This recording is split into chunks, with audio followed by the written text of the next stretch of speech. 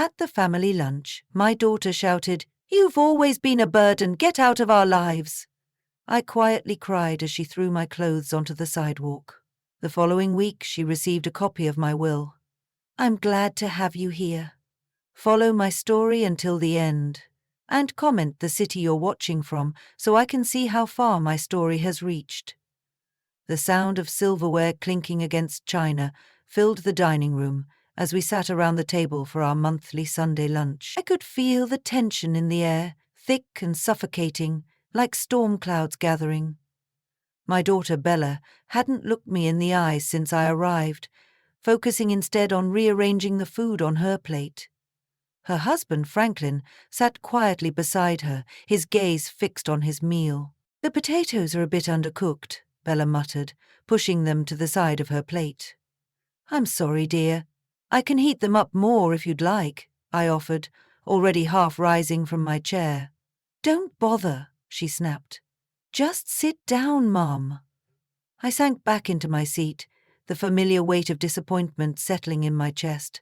At 66, I'd grown accustomed to walking on eggshells around my only daughter, but lately things had been getting worse. "How's the book club going, Rose?" Franklin asked, attempting to break the uncomfortable silence. Before I could answer, Bella cut in. "Mum's book club is the least of our concerns right now." I took a small sip of water, trying to steady my hands. "Is everything all right, Bella?" She slammed her fork down, making me flinch. "No, everything is not all right. Franklin and I have been talking and we've made a decision." Franklin shifted uncomfortably in his chair, his eyes still avoiding mine. "We can't do this anymore," Bella continued, her voice rising. "Having you here, constantly needing help, taking up space in our lives, it's too much." My heart began to race. "I don't understand, sweetheart. What are you saying?" "I'm saying you need to find somewhere else to live. We're done." The words hit me like a physical blow. "But this is my house, the one I've lived in for 30 years. "Actually," Bella's voice turned cold, "since Dad died, the house has been in my name, remember? You signed it over to simplify things when you turned 60. Ah, I remembered. After Henry died, I'd been so lost, so trusting. Bella had suggested putting the house in her name would protect me if I ever needed nursing care. "It's just a legal formality, Mum," she'd assured me. "Nothing will change." "You've been nothing but a burden," Bella said, standing up. "Do you know how much it costs to maintain this place? To pay for your medications? To drive you to your endless doctor appointments?" "I've never asked for—" "You've always been a freeloader," she interrupted. "First with Dad carrying you, and now with us." Tears burned behind my eyes. After Henry died, when Bella was just 12, I'd worked 2 jobs to give her everything, including putting her through college. I'd postponed my own grief to be strong for her, sold my jewelry to pay for her first car, skipped meals when money was tight. "Bella, please." Franklin finally spoke, his voice quiet. "This isn't what we discussed." She ignored him. "I want you out by tonight." "Tonight?" I whispered. "But where will I go?" "That's not my problem," she snapped, storming out of the room. Franklin sat frozen, conflict evident on his face. "Rose, I don't—" I said softly. "Please, don't say anything." I stood up shakily and walked to my bedroom, the smallest one in the house, the one I'd taken after giving Bella and Franklin the master bedroom when they moved in temporarily 5 years ago after their condo flooded. 20 minutes later, I heard Bella's angry footsteps in the hallway. My bedroom door flew open. "Why aren't you packing?" she demanded. "Bella, can we please talk about this?" I pleaded. "I don't have anywhere to go." "You always had an excuse," she said, yanking open my closet door. She pulled out my clothes, armful by armful, marching them through the house.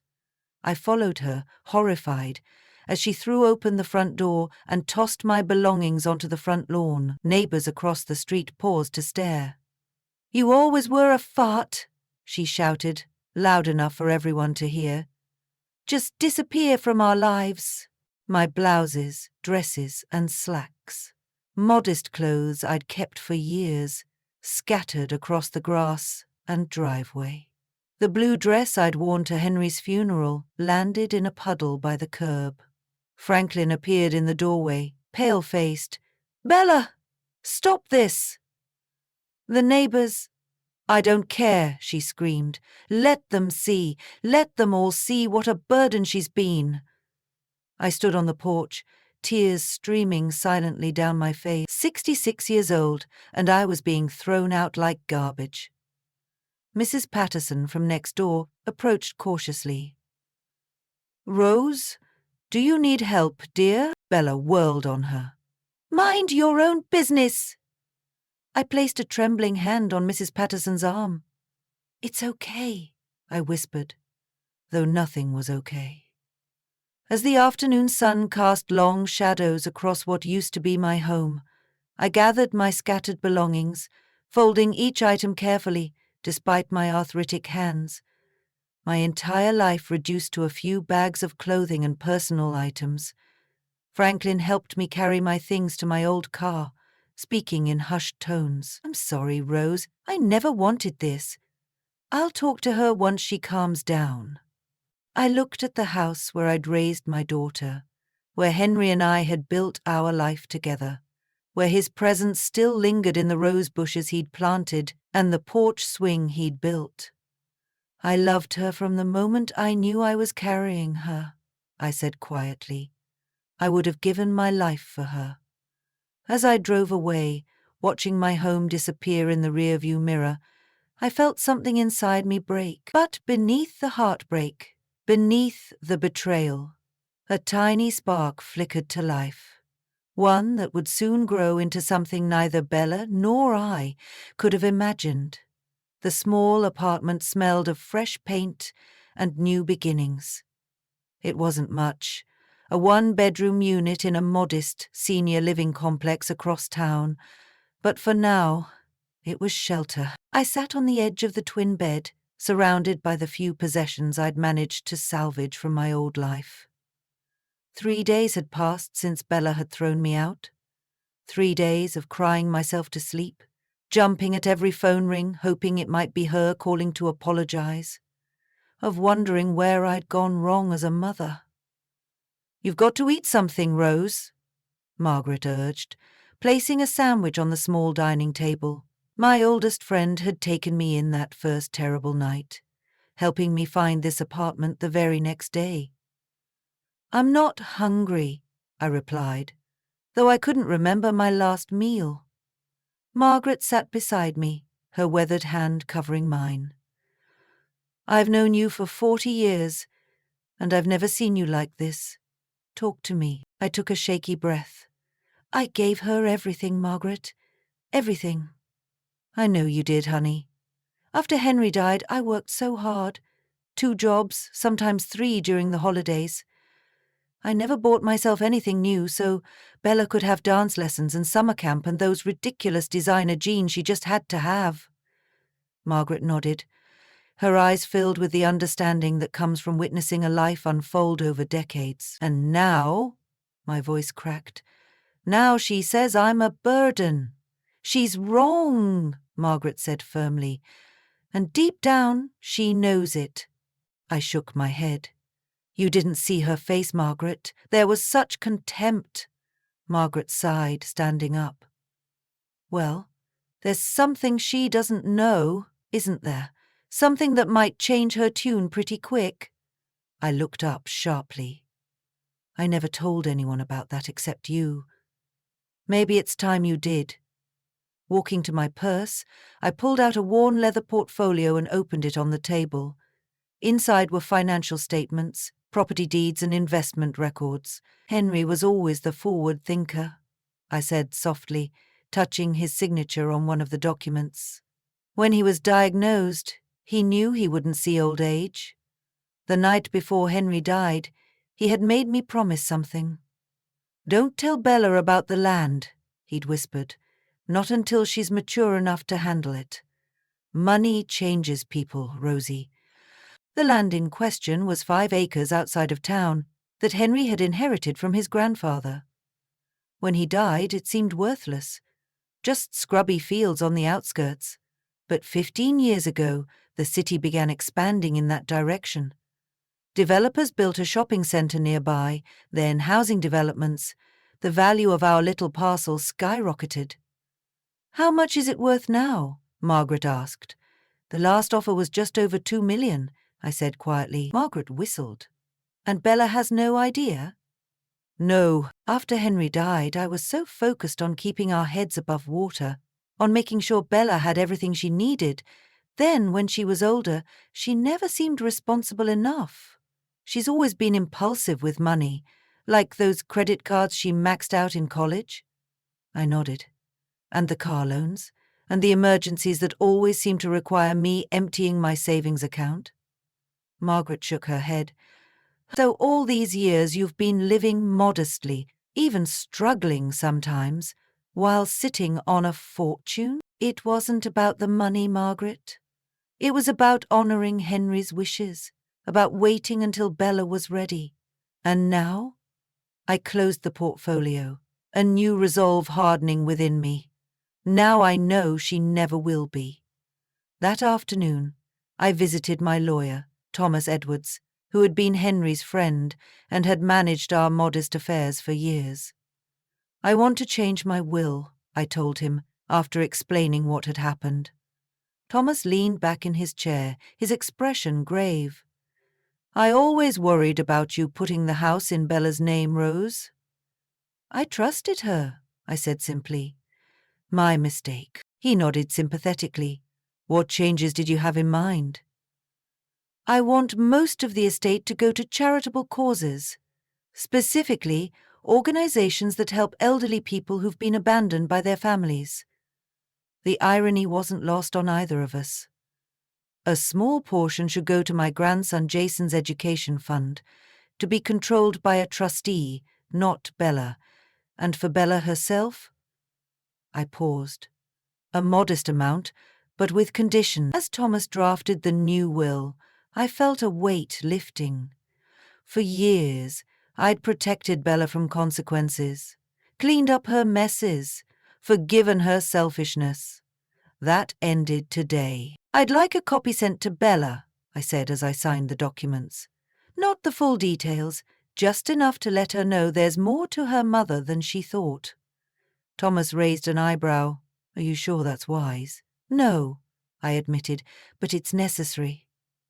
That evening, as I arranged my few belongings in the apartment, my phone rang. I didn't recognize the number. Mum. Bella's voice sounded different, controlled, almost sweet. "I've been trying to reach you." "Have you?" I kept my voice neutral, though my heart raced. "We need to talk. I may have overreacted the other day." "Overreacted?" I repeated. "You threw my clothes on the lawn and told me to disappear from your life. I was stressed. You know how Franklin's business has been struggling, and Jason's college applications are coming up. And what do you want, Bella?" I interrupted. Something I'd rarely done before, a pause. "I received something from Thomas Edwards' office today." Ah, there it was. "Did you?" I kept my tone light. "Mum, I had no idea about the property, about any of this. Why didn't you tell me?" I sat down on my new bed, running my hand over the simple quilt. "Would it have made a difference in how you treated me?" Another pause. Longer this time. "Of course it would have. You're my mother. I love you." The words should have warmed me, but they left me cold. 54 years of loving her, of putting her first. And only now, when she learned I had something she wanted, did she claim to love me back. "We should discuss this in person," she continued. "Why don't you come over for dinner tomorrow night? I'll make your favorite, pot roast." I closed my eyes, picturing her face, not as it was during her tirade, but as it had been when she was 5, looking up at me with complete trust and adoration. When had that changed? When had I become just an obstacle in her path? "I'll think about it," I said finally. "Wait. And Mum, I'm really sorry about, well, everything. We all say things we don't mean sometimes." As I hung up, Henry's words echoed in my mind. Money changes people. Indeed it did, but perhaps not in the way Bella expected, because while my daughter thought she'd just discovered my secret, she had no idea what I was truly planning. Bella's house, my former home, looked exactly the same as I pulled into the driveway, yet everything had changed. The porch light was on, welcoming me back to a place that had cast me out just 1 week ago. I sat in my car for a few moments, gathering my strength for what lay ahead. The front door swung open before I could even knock. Bella stood there, hair perfectly styled, wearing a floral dress I'd never seen before. "Mom," she exclaimed, her voice dripping with sweetness. "I'm so glad you came." She leaned in for a hug that I returned stiffly, noticing how she seemed to flinch at my modest apartment smell that had replaced my familiar lavender perfume. Come in," she urged, ushering me inside, as if I were an honored guest rather than the woman who had raised her in this very house. The dining room was transformed. Candles flickered on the table, good china was set out, and the aroma of pot roast, indeed my favorite, filled the air. Franklin stood awkwardly by the kitchen doorway, his expression a mixture of shame and relief. "Rose," he said quietly, stepping forward to take my coat. "It's good to see you." "Is it?" I asked simply. His eyes dropped. "Yes, it is," Bella quickly interjected. "Jason's at a friend's house studying. He'll be so disappointed he missed you." I nodded, though I suspected my 14-year-old grandson had been deliberately sent away for this performance. "Can I get you some wine, Mom?" Bella asked, already pouring a glass of the expensive red she knew I occasionally enjoyed on special occasions. "No, thank you," I replied. "I prefer to keep a clear head tonight." Something flashed in her eyes. Annoyance, perhaps? But her smile never faltered. "Of course. Water? Tea?" "Water is fine." We settled at the table, the silence broken only by the clinking of silverware against plates. Finally, Bella cleared her throat. "Mum, I want to apologize for what happened last week. I was under a lot of stress, and I took it out on you. It was unforgivable." I met her gaze steadily. "Yet here you are, asking for forgiveness." Franklin shifted uncomfortably in his chair. "We all make mistakes," Bella continued, reaching across to touch my hand. I resisted the urge to pull away. "Families should stick together, don't you think?" "Is that what you thought when you threw my clothes onto the lawn?" Her smile tightened. "Mum, please. I'm trying here." "What exactly are you trying to do, Bella?" I exchanged a quick glance with Franklin. "To make things right, of course. To bring you home, where you belong." "Home?" I repeated. "This stopped being my home the moment you decided I was a burden." "I didn't mean that," she insisted. It was a momentary lapse in judgment." I took a small bite of pot roast, chewing slowly. "Thomas Edwards contacted me. He mentioned you called his office 5 times since receiving that copy of my amended will." Bella's cheeks flushed. "I was concerned, that's all. Finding out about the property was such a shock." "Was it the property that shocked you? Or the fact that your supposedly dependent mother isn't as helpless as you thought?" Her facade cracked slightly. "Mum, you never told me about any of this. All these years, we could have—" "Could have what?" I interrupted. "Sold the land, spent the money, lived more extravagantly?" "That's not fair," she protested. "We've had financial struggles, especially with Franklin's business downturn last year." Franklin looked down at his plate. "Bella." Maybe we shouldn't. No, Franklin, I said. Let her continue. I'm curious about these financial struggles. Bella straightened, apparently glad for the opening. Well, Jason's private school isn't cheap, and the house needs a new roof, and there's the pool maintenance, and my car is 4 years old, as she rattled off her list of expenses. Luxuries, not necessities. I thought about my tiny apartment, about how I'd been counting pennies to afford my arthritis medication. I see, I said when she finally paused for breath. And these struggles justified throwing your mother out onto the street? I told you I wasn't thinking clearly, she said, her patience visibly wearing thin. But now we can start fresh. You can move back in and we can discuss the property together as a family. There it was. The real reason for the candles, the pot roast, the apologies. Actually, I said calmly, I'm quite comfortable in my new place. But it's so small, Bella protested. And in that neighborhood, it's perfect for me. And the neighbors are kind. One of them, Grace, introduced me to a support group. Support group? Franklin asked, speaking up for the first time since we'd sat down. For elderly people who've been mistreated by their families, I explained. It's been quite eye-opening. Bella's expression darkened. You're talking about us to strangers, airing our private business? Just sharing my experience, I said. It helps to know I'm not alone. This is ridiculous, Bella snapped, her mask of sweetness finally slipping. You're being manipulated by these people. I couldn't help but laugh. That's ironic coming from you. Her face flushed with anger. What's that supposed to mean? It means I know about the credit card debt, Bella. The silence that followed was deafening. Franklin's head snapped up, his eyes wide with confusion.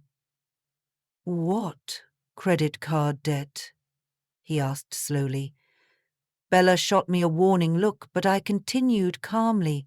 The 3 cards you've been hiding from Franklin, the $27,000, 0 cents you've spent over the past year on clothing, spa treatments, and that weekend trip to Vegas with your friends.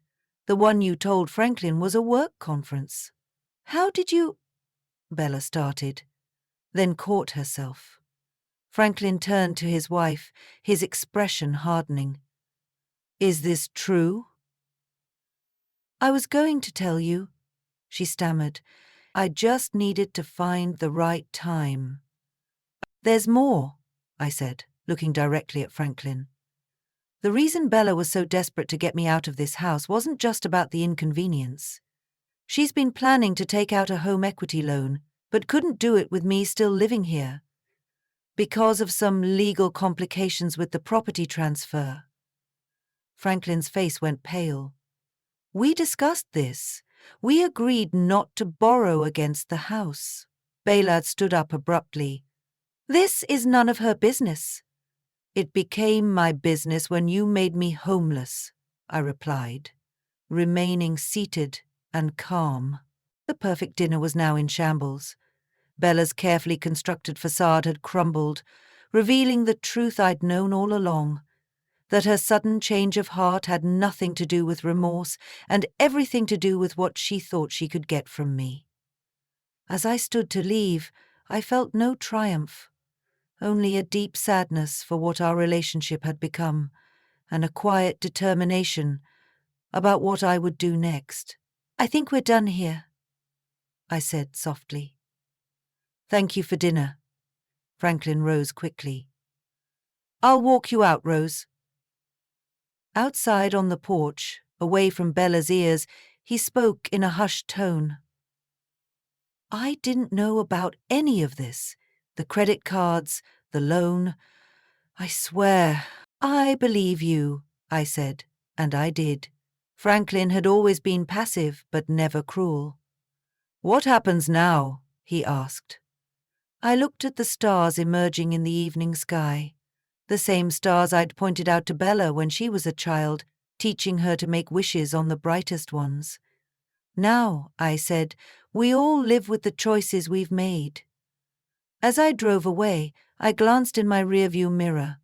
Franklin stood alone on the porch, watching me go, while inside a new storm was surely brewing. I had planted the seeds of truth, and now I would let them grow. 2 weeks passed without a word from Bella or Franklin. Each day I settled more comfortably into my new life.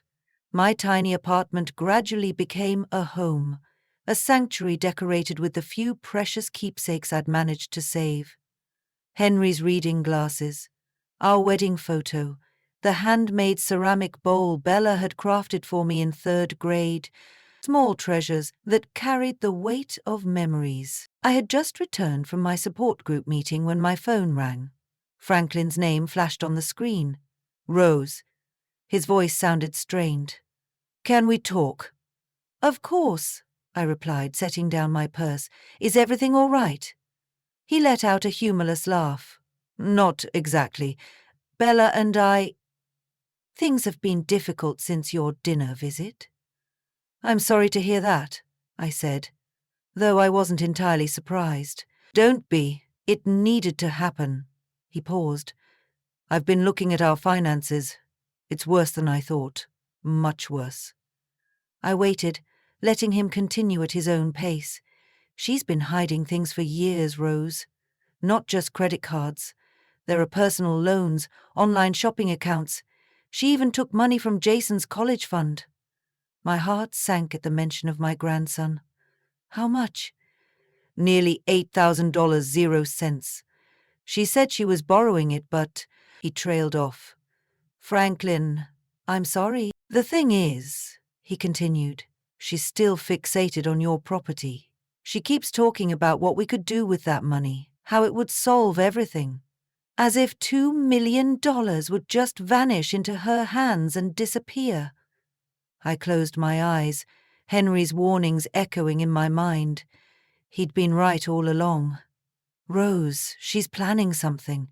She wants to contest your new will, claiming you're not mentally competent. She's been talking to a lawyer." A cold feeling settled in my stomach. "I see." "I don't agree with any of this," he added quickly. "That's why I'm calling. You should know what's coming." "Thank you, Franklin. That's decent of you." "It's the least I can do," he said quietly. "After everything." After we hung up, I sat motionless for several minutes, processing what I'd learned.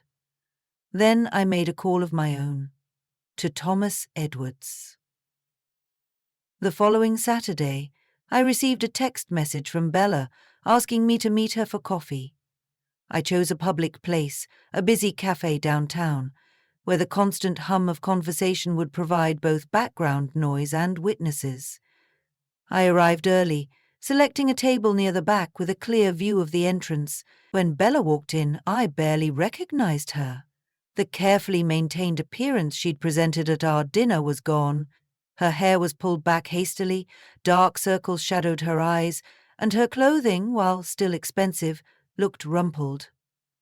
"Mum," she said, sliding into the seat across from me. "Thanks for coming." "You sounded urgent," I replied. She ordered a triple espresso, her fingers tapping nervously on the table while we waited. "Franklin and I are having problems," she finally said. "He's being completely unreasonable." I took a sip of my tea. "In what way?" "He's obsessing over our finances, threatening to separate our accounts. He even mentioned divorce." Her voice cracked on the last word. "That must be difficult." She looked up sharply, perhaps expecting more sympathy than I'd offered. "It's his fault too, you know. His business has been struggling for years. If he were more successful, we wouldn't be in this position." I studied my daughter's face. The face I'd once watched in wonder as she took her first steps, said her first words. Where had that sweet child gone? "What position is that exactly?" "In debt," she admitted reluctantly. "But everyone has debt. It's normal. Not everyone hides it from their spouse," I pointed out, "or takes money from their child's education fund." Her eyes widened. "He told you about that?" It was temporary. I was going to put it back. With what money, Bella? She leaned forward, lowering her voice. That's actually why I wanted to talk to you. This situation with the will, the property, we can work something out, can't we? I'm your daughter, your only child. Yes, you are, I agreed, which is why your actions hurt so deeply. I've apologized for that, she exclaimed, drawing glances from nearby tables. What more do you want from me? I don't want anything from you, Bella. That's what you don't understand. She sat back, confusion crossing her features. Then why are we here? Because you asked to meet, and because I think it's time we were honest with each other. Her expression hardened. What's that supposed to mean? It means I know you're planning to contest my will, to claim I'm not competent to manage my own affairs. Bella's mouth opened, then closed. For once, she seemed at a loss for words. Franklin told you, she finally said, her voice flat, was concerned. He had no right, she snapped. This is between you and me. No, Bella, this is about you wanting my money. Money you didn't even know existed until 2 weeks ago. It's not just about money, she insisted. It's about fairness. I'm your family. That property should stay in the family. And what would you do with it? Pay off your secret credit cards? Buy a new car? Take another trip to Vegas? Her face flushed with anger. You're being cruel. I'm being realistic, I corrected. Your father was right to keep this from you. You've never been responsible with money, and you've never faced consequences for your actions. So this is punishment. For what? Being human? Making mistakes? I shook my head. This isn't punishment, Bella. It's me finally setting boundaries. By giving away what should be my inheritance? Her voice rose again. To strangers, to causes your father and I believed in, to your son's future, and yes, a portion to you, but with conditions that will actually help you, not enable more destructive behavior. She stood up abruptly, nearly knocking over her untouched espresso. This isn't over. You can't do this to me. I'm not doing anything to you, I said calmly. I'm making choices about my own property, my own money. We'll see what a judge has to say about that, she threatened. When they hear how you abandon your family, how you're mentally unstable. Sit down, Bella, I said, my voice quiet but firm. Something in my tone made her hesitate. She slowly lowered herself back into her chair.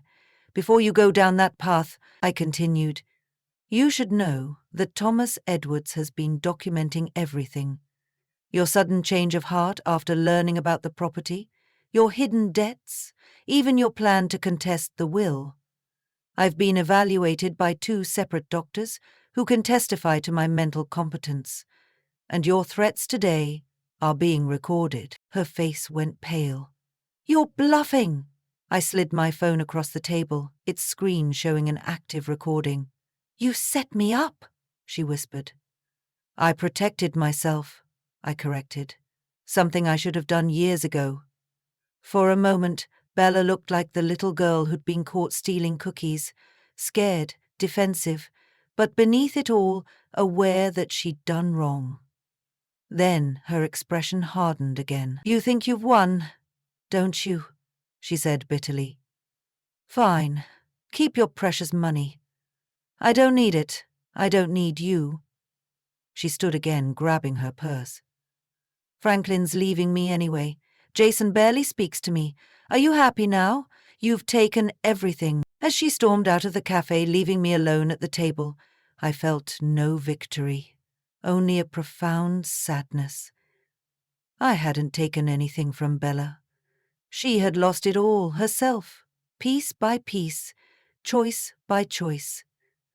Later that evening, as I sat on my small balcony watching the sunset, my phone buzzed with a text message. It was from Franklin. Jason would like to see you. Is tomorrow okay? For the first time in weeks, I felt a glimmer of hope. Perhaps not everything was lost after all. The park bench was cool beneath me as I watched Jason throw bread to the eager ducks crowding the pond's edge. At 14, my grandson was caught in that awkward phase between boy and man, lanky limbs he hadn't quite grown into, a voice that occasionally cracked, but eyes that held a wisdom beyond his years. Franklin sat beside me, his posture more relaxed than I'd seen in years. We'd been here for nearly an hour, the three of us, enjoying a simple afternoon that felt surprisingly normal despite the chaos of recent weeks. "He's missed you," Franklin said quietly, nodding toward Jason. He was furious when he found out what happened. "He shouldn't be caught in the middle of this," I replied. "He isn't a little kid anymore. He sees more than we think." Franklin sighed, running a hand through his hair. "Rose, I need to tell you something. I've filed for divorce." I turned to look at him, seeing the mixture of pain and relief etched on his face. "Are you sure that's what you want?" I asked. "It's what needs to happen," he said firmly. "After everything came to light, the debt, the lies, what she did to you, I realized this isn't new behavior. It's who she's always been. I just refused to see it." I nodded, thinking of all the times I'd made the same choice, turning a blind eye to Bella's manipulations because it was easier than confronting the truth. "She wasn't always like this," I said softly. "When she was little, she was so loving, so open-hearted. What changed her?" I shook my head. I've asked myself that question 1,000 times. Maybe it was losing her father so young. Maybe it was my own fault. Perhaps I indulged her too much, trying to compensate for Henry not being there. "You can't blame yourself for her choices, Rose." "Can't I?" "I'm her mother." Jason jogged back to us, pockets empty of bread, cheeks flushed from the autumn chill. "The ducks say they want more," he announced with a grin. "Tell them they've had plenty," Franklin replied, smiling at his son. "We should get going anyway. Your grandmother probably has plans." "Actually, I don't," I said. "Would you like to come back to my apartment? It's not much, but I could make hot chocolate." Jason's face lit up. "With marshmallows? Is there any other way?" An hour later, my tiny apartment was filled with more laughter than it had known since I'd moved in. Jason explored every corner, admiring the few photographs I'd salvaged, asking questions about my life before he was born. "Is this Grandpa?" he asked, pointing to a faded picture of Henry beside our old Chevy. "Yes," I said, smiling at the memory. "That was taken the summer before you were born." He was so excited about becoming a grandfather. "Mum never talks about him," Jason said, his expression thoughtful. "She doesn't really talk about you either. It's like the family just started with her." Franklin and I exchanged glances. "Your mother has her own way of looking at things," I said carefully. Jason set down the photograph. "You mean she lies?" "Jason," Franklin warned. "It's true, Dad. She lies about everything. Where she's going, who she's with, how much stuff costs." He looked at me with those wise eyes. "I heard her on the phone the other day, talking to someone about contesting Grandma's will. She said she'd say whatever she needed to say to get the money." My heart ached for this child, caught in the crossfire of adult problems. "I'm sorry you had to hear that." Jason shrugged. "I'm not a baby. I know Mum has issues." Franklin placed a hand on his son's shoulder. "We're going to work through this, buddy. Things might be a little different for a while, but we'll be okay." As they prepared to leave, Jason hugged me tightly. "Can I come back tomorrow? There's this science project I have to do, and Dad's terrible at that stuff." I laughed. "Hey!" Franklin protested, but he was smiling too. "Of course you can," I told Jason. "Any time." After they left, I sat quietly, savoring the lingering warmth their presence had brought to my small space. For the first time since Bella had thrown me out, I felt a sense of peace, of possibility. The next morning, I was awakened by insistent knocking. Pulling on my robe, I opened the door to find Bella standing there, her face contorted with rage. "How dare you!" she hissed, pushing past me into the apartment. "Bella, what?" "You turned them against me," she accused, whirling to face me. "Franklin's filing for divorce. Did you know that? And now he's poisoning Jason's mind, too." "I didn't turn anyone against you," I said calmly, though my heart was racing. "Franklin made his own decision, based on what he discovered, because you told him about the credit cards. About Vegas? You lied to your husband, Bella. You stole from your son's college fund. Those were your choices, not mine." She paced the small living room like a caged animal. "He's trying to take everything. The house, full custody of Jason. He says I'm unstable." "Me? After he abandoned our marriage at the first sign of trouble? Is that really how you see it?" She stopped pacing, her eyes wild. "What do you mean? Franklin didn't abandon your marriage. He's responding to years of deception. There's a difference." "Oh, so you're on his side now," she spat. "My own mother." "I'm not on anyone's side, Bella.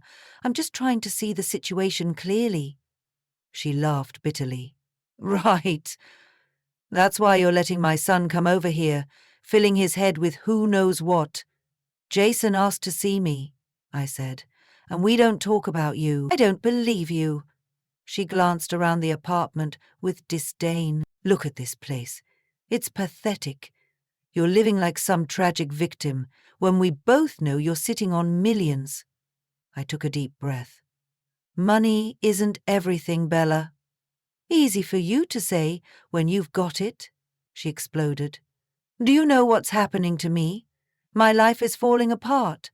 The bank called about the mortgage payment. My credit cards are maxed out. And now Franklin's threatening to expose everything in the divorce proceedings. I'm sorry you're struggling," I said, and I meant it. Despite everything, this was still my child. "But I can't fix this for you." "You could," she insisted, her voice dropping to something almost pleading. "You could help me, Mum. Just this once. Alone. That's all I'm asking. I'll pay it back, I swear." For a moment I wavered. The maternal instinct to protect, to make everything better, was powerful. But then I remembered the clothes scattered across the lawn, the cruel words, the years of manipulation. "No, Bella," I said softly. "I won't enable you any more." Her face transformed, vulnerability replaced by cold fury. "You'll regret this," she hissed. "I'm not done fighting for what's mine, and when I win, don't expect any mercy from me." "Was that really what your father and I raised you to be?" I asked, my voice breaking slightly. "Someone who threatens her own mother?" Something flickered in her eyes, doubt perhaps, or a fleeting moment of self-awareness, but it vanished as quickly as it had appeared. "You're the one who changed," she accused. "You're the one who turned your back on family." As she stormed out, slamming the door behind her, I sank onto the couch, my hands trembling. The encounter had left me shaken, but also strangely resolved. This wasn't just about money anymore. It was about breaking a pattern that had persisted for too long. My phone buzzed with a text from Margaret. "Coffee this afternoon? I've got someone I'd like you to meet." I hesitated only briefly before typing back, "I'd love to." It was time to start living my life again. Not as Bella's mother or Henry's widow, but as Rose. A woman with her own path still ahead of her. 6 months can change everything.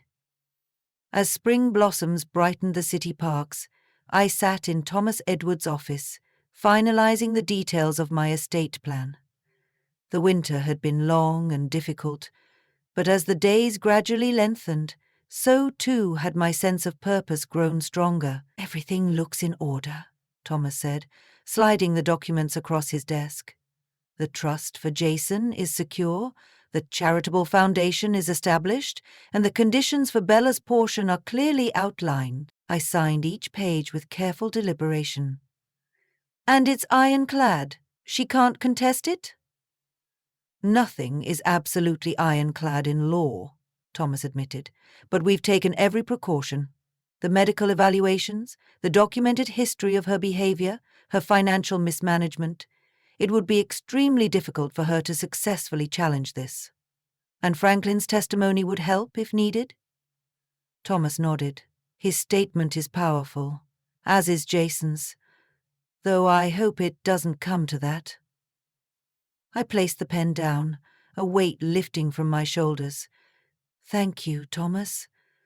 For everything." "Henry would be proud of you, Rose," he said gently. "You've honored his wishes while also finding your own path." As I left the office, spring sunshine warming my face, I thought about how much had changed since that terrible Sunday when Bella had thrown me out.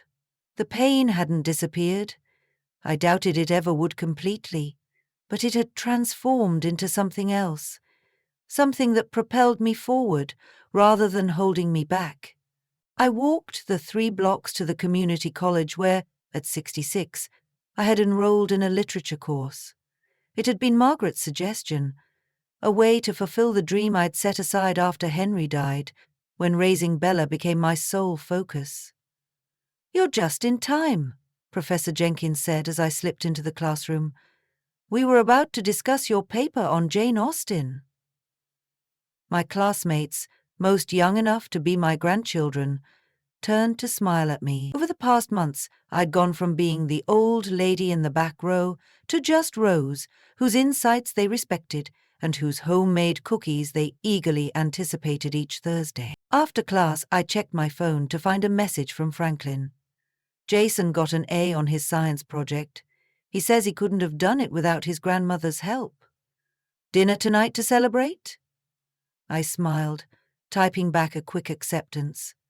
My relationship with my grandson had blossomed in ways I'd never expected. 3 evenings a week he came to my apartment, sometimes with Franklin, sometimes alone, for homework help, cooking lessons, or simply to talk. He was the bridge that connected my past to my future, a reminder that family bonds could heal as well as hurt. Franklin, too, had become an unexpected ally. As his divorce from Bella progressed, he'd made it clear that I would always be Jason's grandmother, always welcome in their lives. His kindness had helped ease the ache of Bella's continued rejection. My last stop of the day was the coffee shop, where I was meeting Margaret and Robert. The thought of Robert brought a smile to my face and a flutter to my heart that I hadn't felt in decades. I'd met him 4 months ago, Margaret's recently widowed brother-in-law, a retired English professor with kind eyes and a dry wit that matched my own. Our friendship had developed slowly, cautiously, both of us carrying the weight of past losses. "There she is," Robert said warmly as I approached their table. He stood to pull out my chair, a gentlemanly gesture that always made Margaret roll her eyes good-naturedly. "How did the meeting with Thomas go?" Margaret asked, pushing a cup of tea toward me. She always ordered for me when I was running late. "Everything's settled," I replied. "It feels final." Robert's hand covered mine briefly. "Are you okay with that?" I nodded. "It's time. The property's being developed next month. The proceeds will fund everything we discussed, Jason's education, the Senior Advocacy Foundation, and yes, Bella's trust fund." "Has she tried to contact you?" Margaret asked. "Not directly. Franklin says she's been sober for 2 months now, attending therapy sessions as part of their custody arrangement. After Bella's last explosive visit to my apartment, things had spiraled further. She'd lost her job, been arrested for a DUI, and finally hit the rock bottom that forced her to confront her issues with money, alcohol, and relationships. The divorce had been finalized 3 months ago, with Franklin receiving primary custody of Jason. "Do you think she'll accept the conditions of the trust?" Robert asked.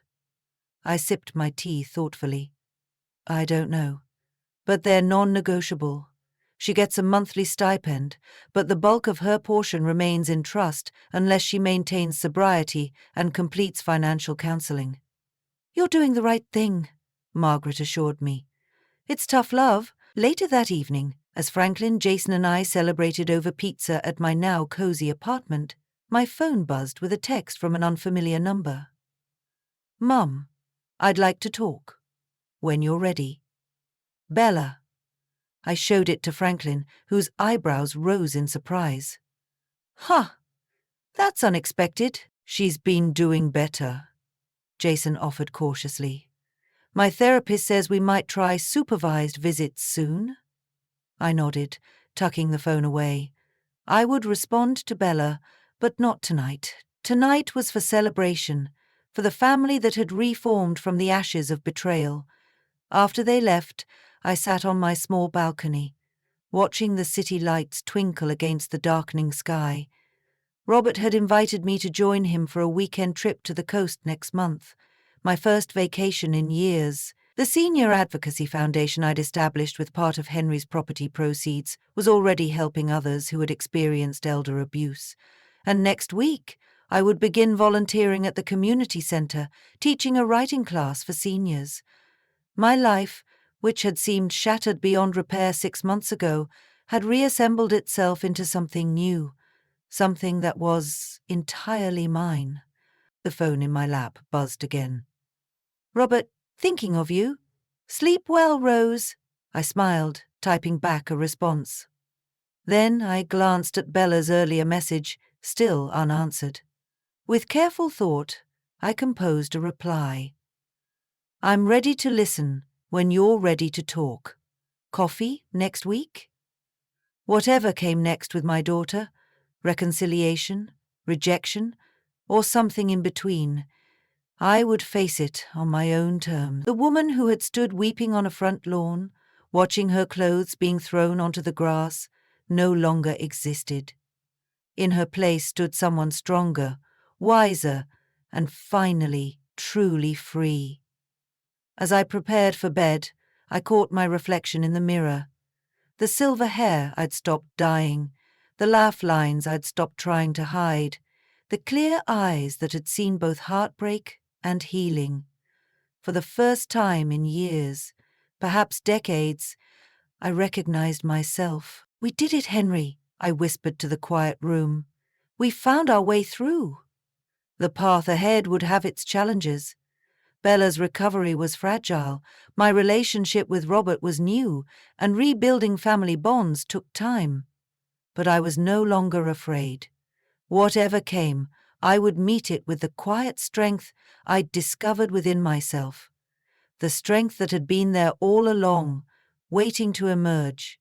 The last smile of Rose wasn't a final farewell, but a beginning, the start of a life reclaimed, a heart renewed, and a spirit unbroken. In the morning, I would wake to possibilities I'd never imagined 6 months ago. I would continue building this new life, piece by piece, day by day.